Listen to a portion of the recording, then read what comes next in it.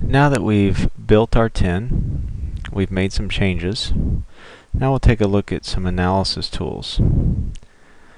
Our analysis tool palette is located in our DTM menu. I'm going to go ahead and drag the analysis tools out. And in this particular case, we're going to take a look at the height tool. Then we'll take a look at the profile tool.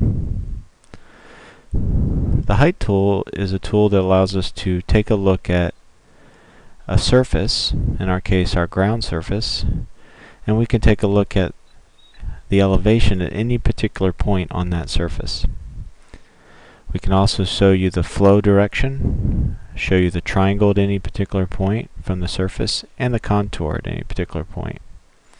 I'll turn those off for a second. Now when I'm ready to use the tool, I got display only set. I click start, and as I move my mouse around in the MicroStation view, it's tracking and showing me the elevation of the mouse location, as well as the slope of that triangle. I can also toggle on the flow arrow, and as I scroll around it'll show me the flow direction at that particular point, as well as triangle and contour. Toggle those on, then I come out and you can see the contour and the triangle at that location. There's another mode to the height tool called slope, so we can determine the slope at any particular point, whether that's the triangle slope or the slope between points. I can set the slope to display in percent, run rise, unit. At this method, I click start, I data point, and data point, and it calculates the slope between those 2 points. Data point, and the slope between those 2 points. Next, we'll take a look at the profile tool. So I'll close this tool. I'll grab the profile tool. The site profile tool is simply just an analysis profile tool where we have a selection tab, a profile tab, and a preference tab. The selection tab is where we build a list of one surface or multiple surfaces that we want to profile across. The profile tab is where we display the profile of those surfaces. And the preference tab is where we can add maybe a grid to the surface or label the grid. Back at the selection tab, I'm going to go ahead and add our ground surface and cut a profile. Before I add it to the list, I want to set the symbology of how I want it to look in profile. So in my case, I want it to look green dashed line, and I'll give it a little bit of a weight there. And I'll add that to the list. We've got the add list icon, the modify list icon, and delete. So I'll go ahead and add it to the list. Since I only have one surface at this point, there's no reason for me to add more surfaces. Later on, we'll use the same profile tool and profile multiple surfaces.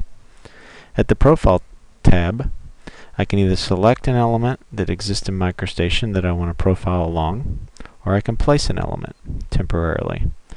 The place element tool requires me to data point, and you can see I have kind of a rubber band effect, and data point, and we'll extract a profile and display it to you in the view.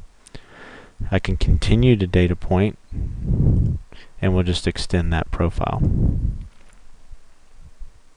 I reset, and I can go and place another element somewhere else. So I can move around my surface, looking at the surface in a profile view. Back at the Preferences tab, if I want to see a grid, I would come over to Preferences tab, and I would toggle on, for example, the major vertical and horizontal grid, and we would draw a grid. I could see that reflected back on the Profile tab. So as I make changes in the Preference tab, those changes are reflected in the Profile tab.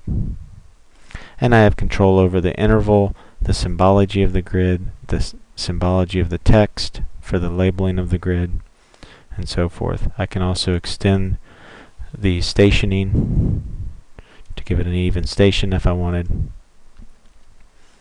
And I can change the elevation as well for the minimum maximum elevation. I can change the scale.